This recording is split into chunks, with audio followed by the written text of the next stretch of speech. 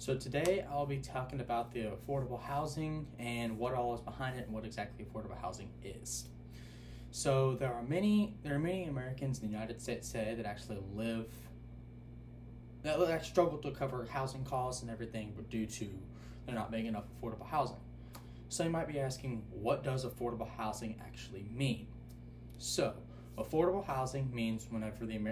homeowner, whoever's there, spend 30% or less of their monthly income on housing costs, which include rent, utilities, and all that included to keep the house up and running. And there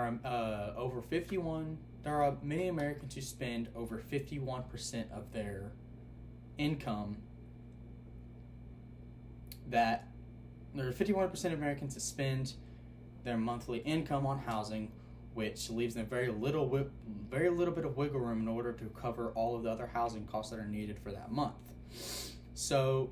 for my speech, I'll be talking about 3 different topics that cover affordable housing. So I'll be talking about some background information on what affordable housing really is, what makes housing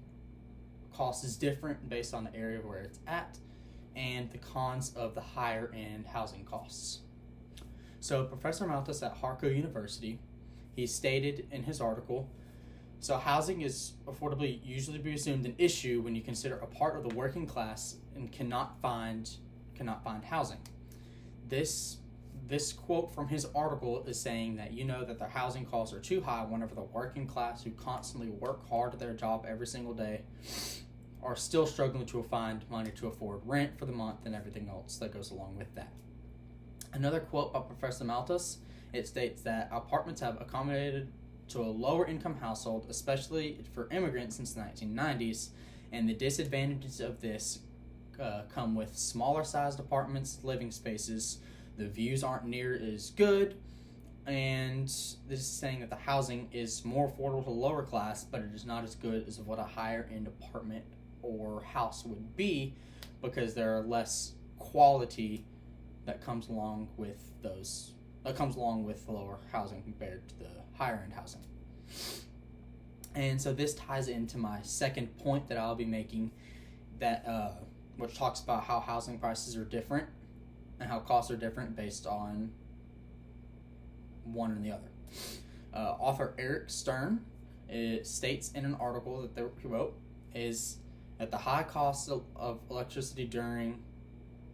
directly increases the odds of housing instability, which can entail inflictions of environmental damage and emotional harm.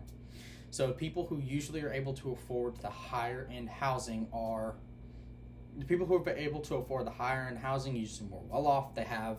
more of a stable income, and the emotional harm that comes with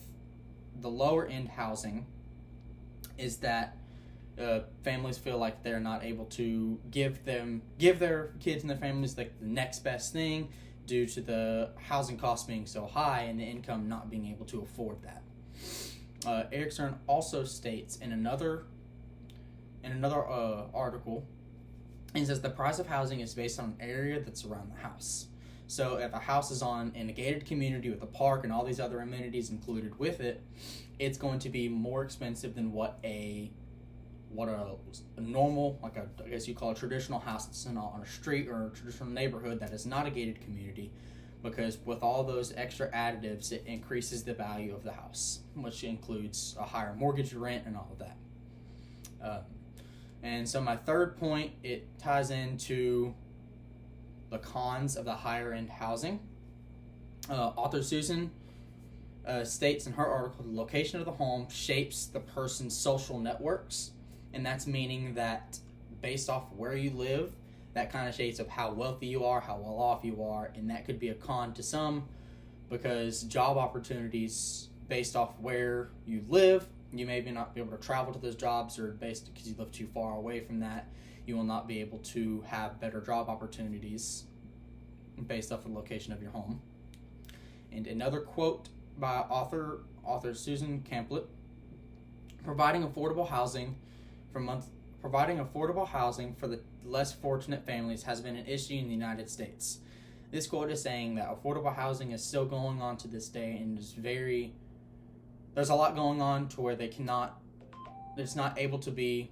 affordable. Housing is not affordable enough to where there's some low-off families who are still struggling to find rent because there's so many,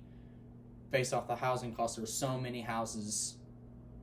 that are higher end, more higher cost, which leaves them no money left over from their monthly income in order to have money left over for groceries and other necessities needed for that month. And so, wrapping this up, by not having affordable housing for those in need can become a huge deal, which can eventually cause them to become homeless due to the fact that they are not able to afford the higher end housing and have enough money left over for groceries and other necessities needed for that month. Thank you.